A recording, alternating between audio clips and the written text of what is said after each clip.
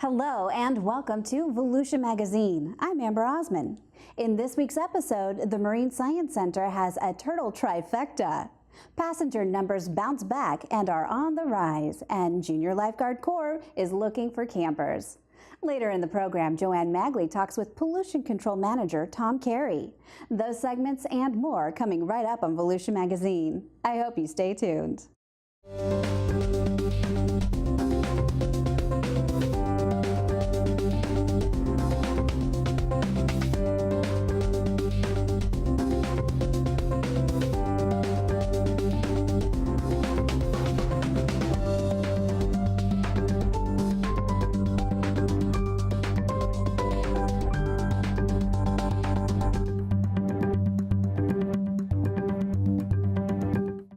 A crowd of spectators gathered in Ponce Inlet recently as 3 rehabilitated green sea turtles were released back into the wild after a little more than a month of care at the Marine Science Center's Turtle Hospital.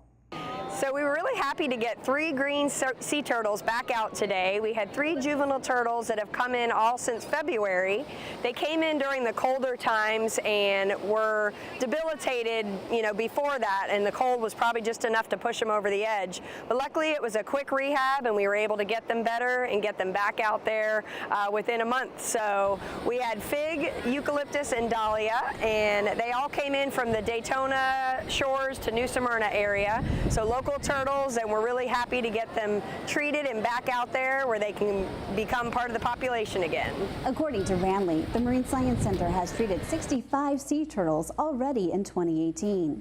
The goal for all animals that come to the Marine Science Center is to be rehabilitated and eventually released back into the wild. With the cold and just some of the strong surf that we've had a lot of turtles coming in. We have some pools with multiple turtles in it, so as quick as we can get these turtles back out there, it's really helping us make space for any new turtles that need to come in and be treated. So we're really happy with their quick turnaround and being able to get them back out there. The Marine Science Center in Ponce Inlet is open Tuesday through Saturday, 10 a.m. to 5 p.m. and Sundays from noon to 5 p.m. For more information, visit marinesciencecenter.com or call 386-304-5545. On the heels of several months of below-average rainfall and a prediction for this pattern to continue, fire agencies throughout Volusia County are on alert for wildfires. March marks the beginning of spring wildfire season, and already Volusia County Fire Rescue has responded to several here in the county. Because it is dry right now, and it has been, we've been inching up, and we've had those days that have been red flag days by the National Weather Service. They haven't made it to the red flag alert days that forestry will mandate, but certainly cause for concern, so we ask folks to think about their behavior. If they're burning or doing anything out there that could lead to problems, those are days we need to be very mindful of our actions. For homeowners, the 2 most vulnerable locations are on the roof and the areas immediately surrounding the structure. Simple steps such as removing leaves and debris from roof gutters and designing landscaping with fire protection in mind can oftentimes lessen the chance of losing a structure to a wildfire. With landscaping, residents are encouraged to maintain a lean, clean, and green landscape within 30 feet of the structure. This means there are small amounts of flammable vegetation, no accumulation of dead vegetation, and the lawn is well irrigated and plants are healthy and green.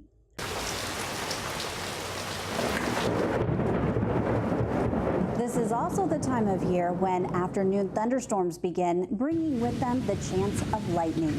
Lightning can spark wildfires in dry areas and also is deadly. Each year in the United States, some 400 people are struck by lightning and about 50 people are killed. Florida is the #1 area for lightning in North America. And on average, we have about 1.2 million lightning strikes in Florida per year.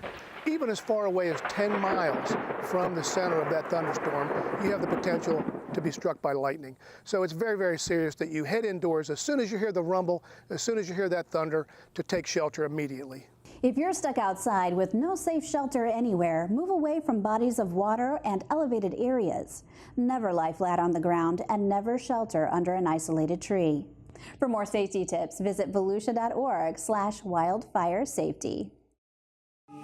Every day, Florida's courageous first responders work together to keep Florida safe during all types of hazards, including wildfires near homes and communities. Florida's first responders are asking for your help to increase safety and accessibility during wildfires with 3 easy steps.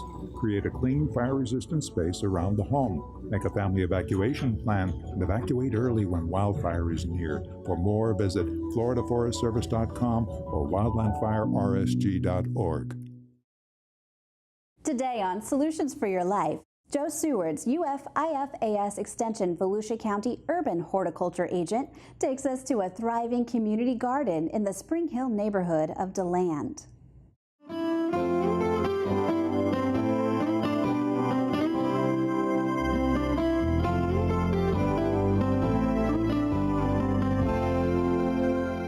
I'm Joe Sewards, and welcome to Solutions for Your Life.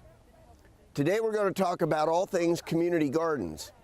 You know, there's a real movement on in this country to create community gardens, and I get calls at the Extension office every day, almost, from people who are interested in starting community gardens. And it's important to know that in starting a community garden, subsequently you have to maintain it, you have to advertise it. There's a lot of work, ongoing type of work, that goes into creating and maintaining a community garden.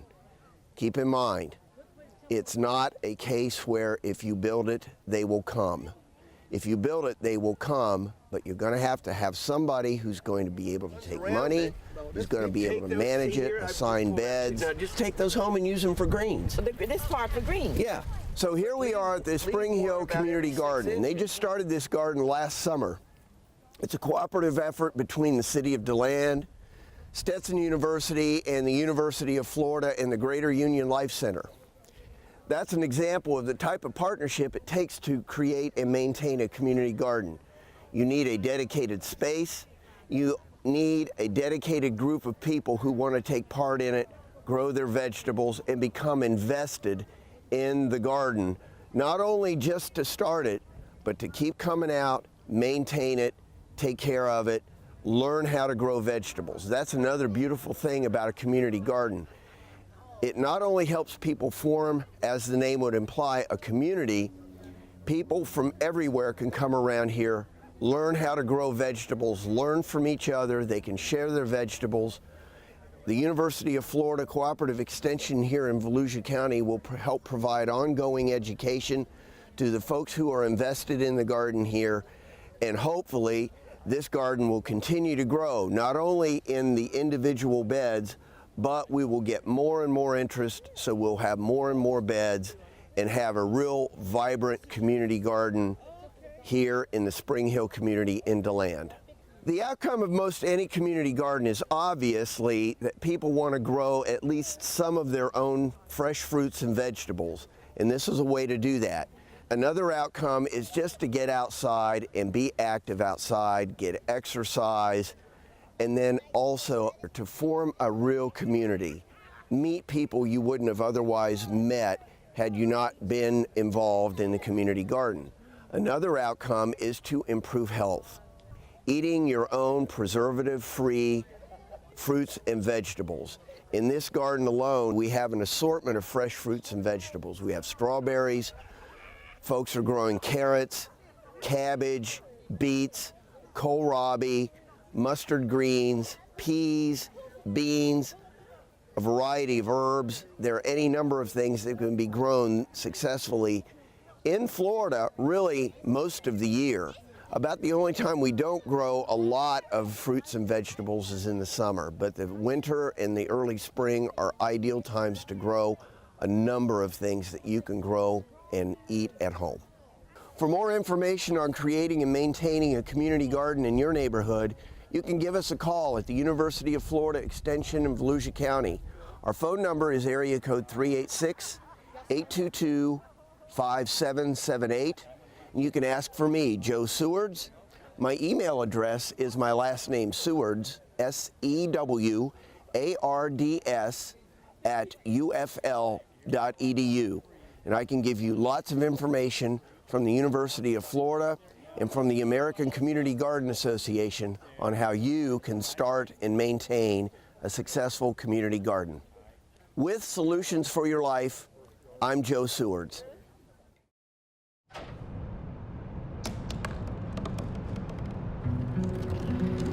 They said I couldn't dream.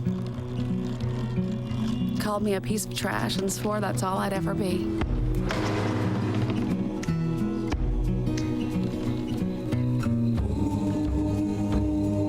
Said a bottle couldn't see the ocean.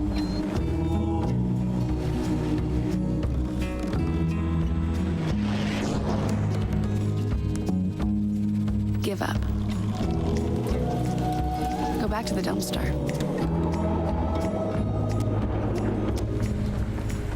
But I didn't listen.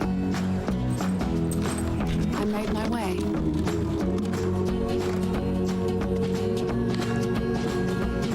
And now, I am what I've always wanted to be.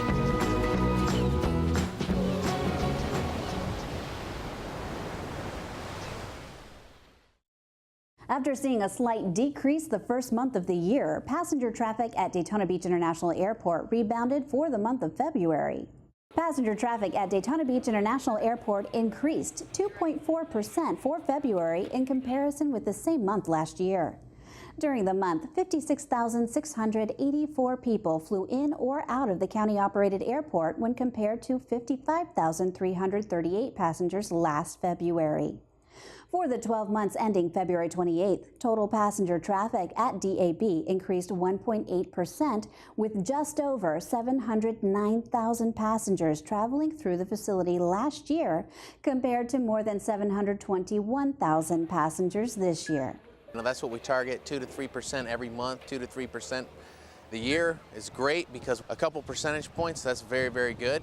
For the month of December and January, we were relatively flat, but that's because we had several cancellations. In January, we had over 21 cancellations.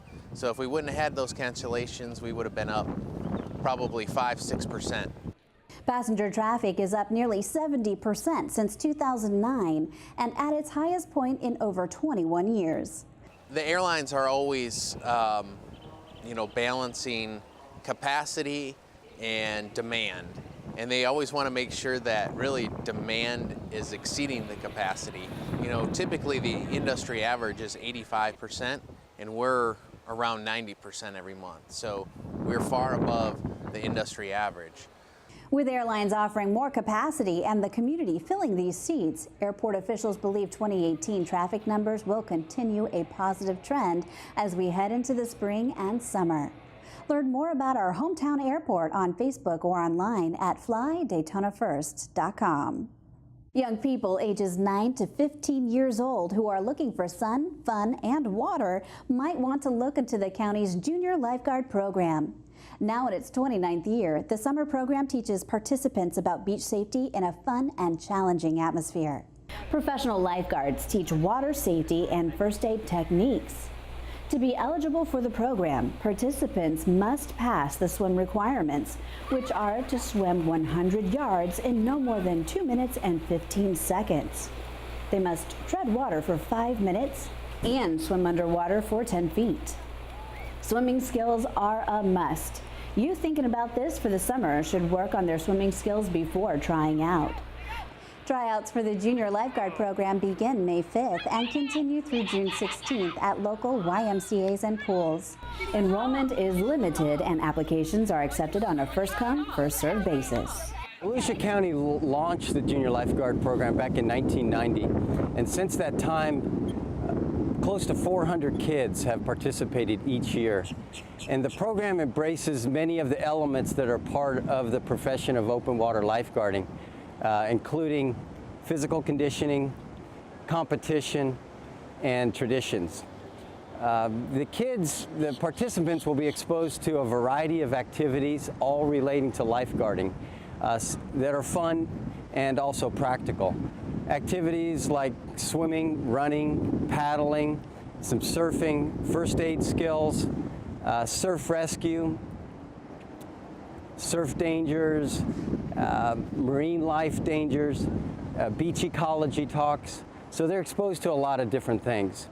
At its core, the program promotes commitment, discipline, and respect for the environment and respect for each other, and good sportsmanship. Those are all part of the program, and we feel we're really proud of the program, and the kids that come through it have a memorable and enjoyable time.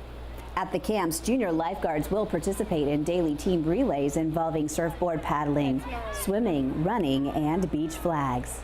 The 5-day camps also help to build self-confidence and prepare participants for work as lifeguards.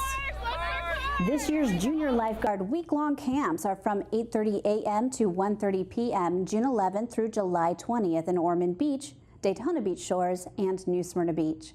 For more information, you can contact Beach Safety Ocean Rescue at 386-547-0246 or juniorlifeguard@volusia.org.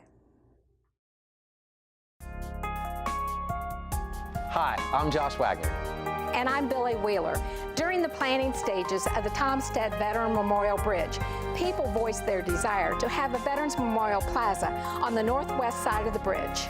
The Veterans Memorial Plaza will create a special place in our community for people to reflect and connect with our fallen heroes. The proposed concept for the new Veterans Memorial Plaza is estimated to be a $1.2 million endeavor. Your donation will help us create a special place in our community in which we can honor Volusia County veterans from all military branches and military conflicts. To help fund our Veterans Memorial Plaza, visit veteransmemorialbridge.com or call Volusia County Accounting at 386-736-5933. We appreciate your support to create this lasting memorial for those who have served and continue to serve our country.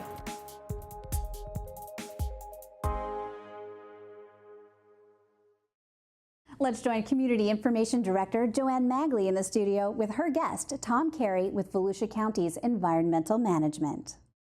Thanks, Amber. Well, the Volusia, Florida aquifer is unlike any aquifer in Florida, and it's crucial that we conserve this precious natural resource. So with us today in the studio is Tom Carey. He's the Groundwater Resources Manager with Volusia County Environmental Management. Welcome, Tom. Thanks, it's great to be here. Good to have you here. Thanks. So we talk with a lot of issues with you regarding water. So first, let's talk about watering schedules, because what was the date? March 11th, we had to spring forward.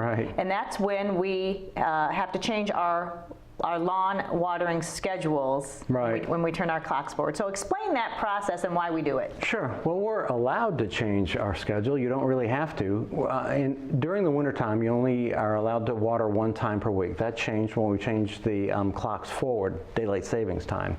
You're actually allowed to water 2 days a week now because it's getting a little bit warmer. There's a little bit more demand in the landscape and things of that nature.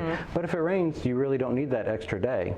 But if you want the extra day, certainly it's available to you. Odd addresses can water on Wednesdays and on Saturdays, even addresses on Thursdays and Sundays, and businesses can water on Tuesdays and Fridays. And this is not just an unincorporated rule, if you will. This is countywide, whether you live in the city or outside city limits. That's correct. It's a countywide minimum environmental standard, and it also applies to all water sources. We'll often get a call from someone saying, hey, I'm on a well, so this doesn't apply to me. It does, because we pull our water out of the same aquifer. The only exemption to the whole rule is reclaimed water, because you actually have to use that water up if you're a wastewater treatment plant, so they can actually water anytime, any day.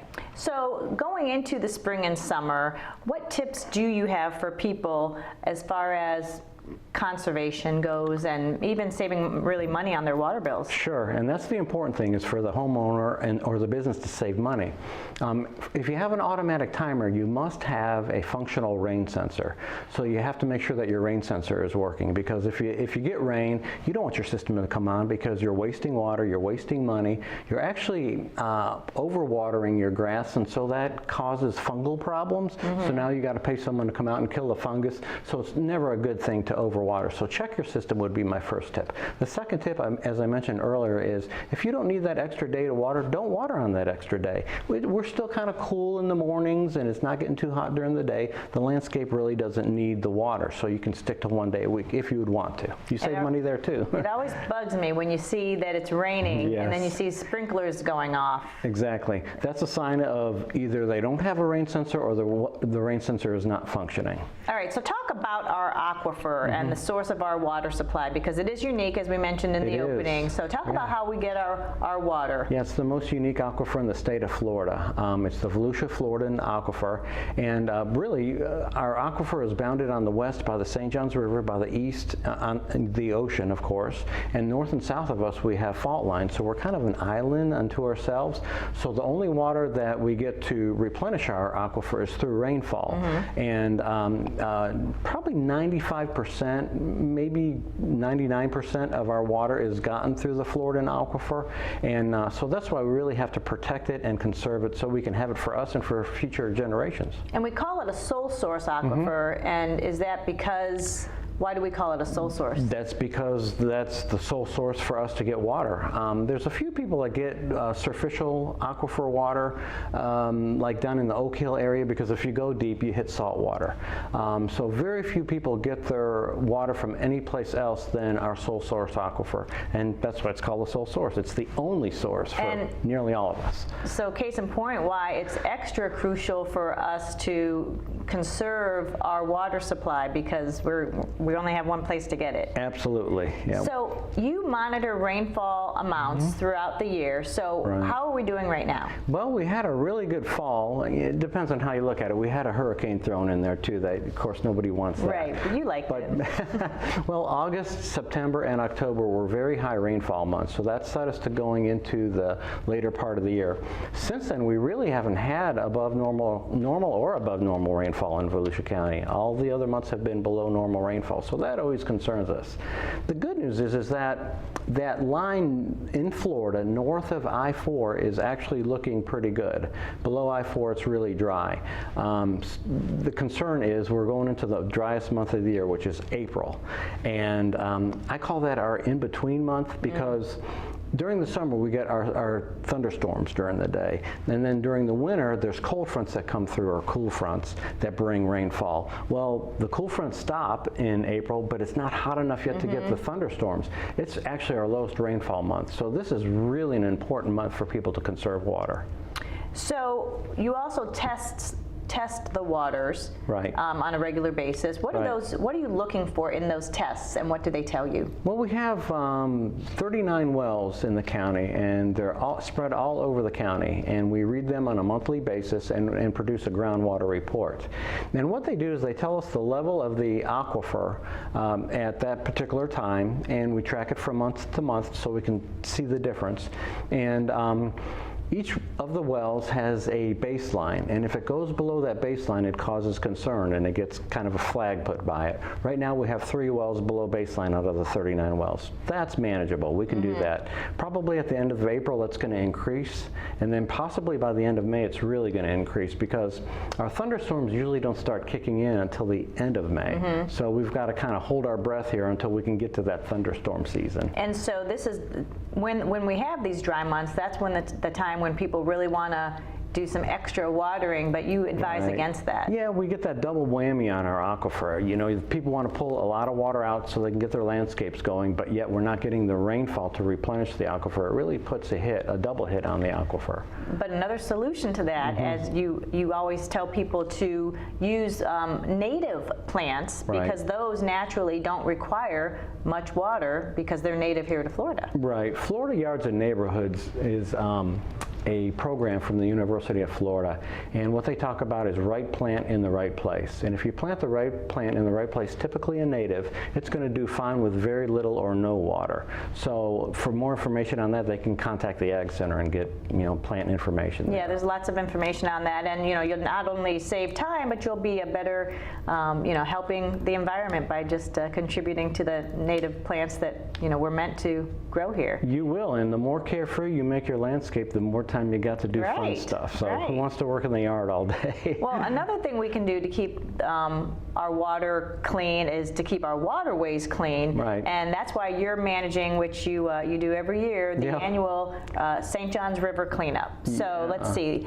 This year it's taking place 8 to 11 a.m. Saturday, April 21st. So give us a little history on the cleanup and the goals of the cleanup. Sure. Well, we've been doing this for a couple of decades now. This is our 22nd annual St. Johns River River cleanup. And we have 9 sites all the way from Lake George down to near Lake Harney.